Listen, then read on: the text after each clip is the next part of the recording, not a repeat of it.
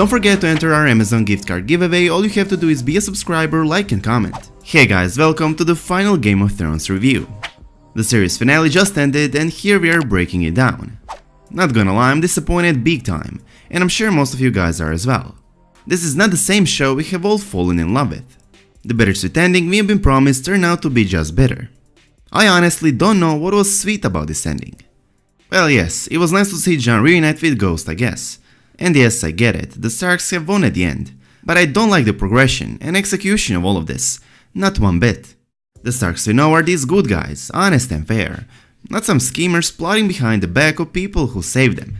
If not for Dany, all these Starks, including Jon as well, would not be alive at this point. If Dany was not so good-hearted and if she was this Mad Queen all along, she would not go north and help the Starks defend their ancestral home and kingdom. But she did, she helped them and she saved them. She lost big portion of her armies and friends in the process, and what did she get in return? The Starks forming an ultimate plan how to make her mad, get her killed and win the Game of Thrones. Bran Stark is the ultimate villain. Littlefinger and Varys were right when they said knowledge is power, and the one with most knowledge, Bran, wins. Bran knows everything that's happened, everything that's happening and everything that will happen. The only use of him against the Night King was giving Arya the Valyrian steel dagger, which he knew Arya would later use to kill the Night King. In the Game of Thrones among the living though, Bran was as useless as he can get, and now we know why was that. Bran had the plan all along, and it was him ending up on the Iron Throne. Bran has been manipulating events throughout the entire Season 8 that will get him to this point. Bran is the final villain of the story in my opinion. Bran manipulated Sam into telling Jon the truth, knowing Sam would turn Jon against Dany, since the moment he told him to tell Jon the truth was pretty much a few minutes after he found out Dany burned his father and brother. Bran already knew what was Jon going to do. He was going to tell the truth to his family, and Bran knew Sansa did not like Dany, and she's Littlefinger's student. He knew Sansa would start scheming to overthrow Dany by using Jon's claim, and he knew that this way the truth behind Jon's true parentage and claim would spread. Bran says to Sam to tell the truth to Jon, Jon tells the truth to his family, Sansa tells it to Tyrion, Tyrion tells it to Varys and Varys informs all the Seven Kingdoms. The truth spreads. Dany's own advisors start plotting behind her back. Dany grows more paranoid and ultimately turns mad and kills the innocent. Jon is then left with no choice but to kill her and Jon himself must be punished for this. All the events Bran manipulated led to the outcome he's been working on this entire season. Bran Stark becomes the king of the Seven Kingdoms. Bran, the one with the most knowledge and thus the most power, wins the Game of Thrones.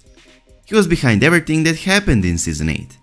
Not so bad of an ending after all, if it was well written, and if Bran had any other line then I don't want anything really. I can't be the Lord of Winterfell, I'm the Three-Eyed Raven now, and if the execution was not so terrible. But unfortunately it was, and almost no one can say this ending was satisfying. It was bitter and disappointing. Anyways, let's get back to the beginning of an episode. Jon, Davos and Tyrion are walking through the aftermath of the Battle of King's Landing. They will see the horror Dany's done to King's Landing and all the innocent. Truly dreadful shots. This serves as some kind of a justification for Dany's death that's coming a bit later. Dany is the Mad Queen, and Jon realizes Varys was right after all. Just when I think that a few seasons back Dany locked up her dragon because Drogon burned one single child only to then use Drogon to kill hundreds of thousands, makes me realize how badly the showrunners butchered Dany's arc in the final season. Stannis who? Dany is ultimately the biggest victim of the bad writing. It's not Dany becoming the Mad Queen that upsets me, it's how we got there and how she's become one, a rushed and inconsistent mess. As I already said in my Dany video, Tormund's statement what kind of a person rides a dragon, a madman or king, did strike me as some kind of a foreshadow for what's to come. Dany being the mad one and Jon being the true king. That's not enough. Dany did say 2 times in earlier season how she's going to take back what's hers with fire and blood. And I'd be okay with that if Dany in Season 7 when she arrived instantly attacked King's Landing, did what she did in last episode and fulfilled her words. But she didn't, and she promised to the Lannister soldiers that that's not her, but Cersei who destroys and burns cities and kills the innocent. She said she's come to save them. Then in Season 8 Episode 3 she indeed saves Westeros with her armies and dragons, only to 2 episodes later use the same armies and her dragon to destroy the capital of Westeros, killing hundreds of thousands of civilians. Dany was made a villain in one single episode, and there was no real build-up for this. In the books yes, on the show no. Anyways, as they walk through the ruins they come across Dany's armies commanded by Grey Worm, who trapped the remaining Lannister soldiers, and are about to kill them. Dany commanded her armies to kill every remaining enemy soldier, which upsets Jon and Tyrion. Jon pleads Grey Worm to stop this madness, but Grey Worm tells him it's the Queen's orders and kills them. Later, Jon sees Dany and Drogon behind her, and as she walks down the stairs, Drogon's shadow makes Dany look like she has giant wings. Such a weird scene.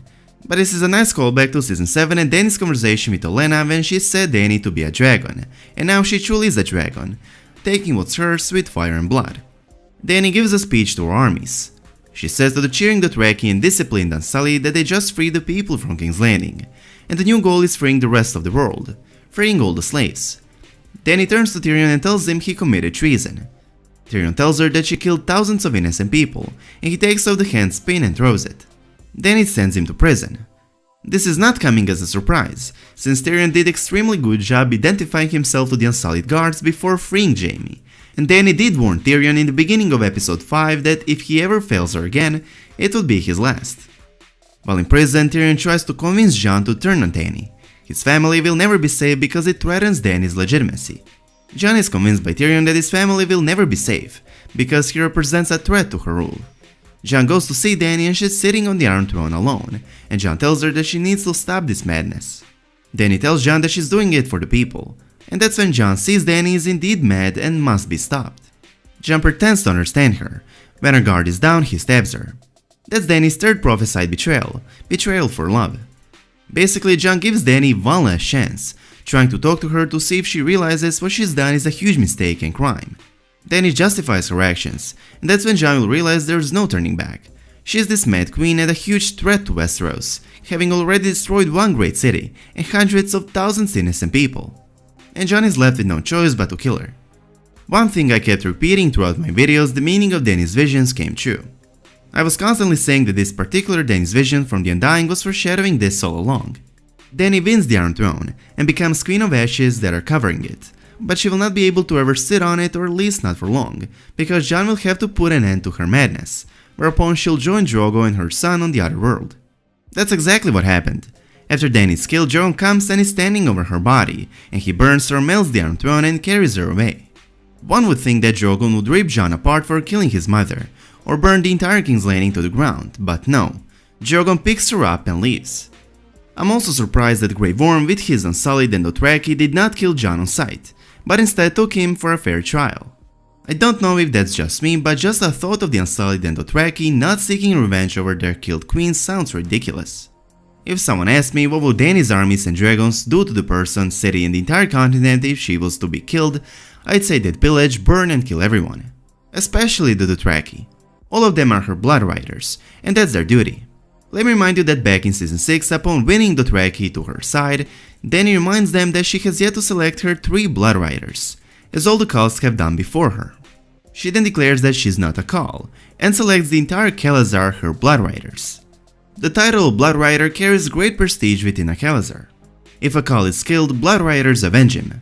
Once done, they can move on, and not before.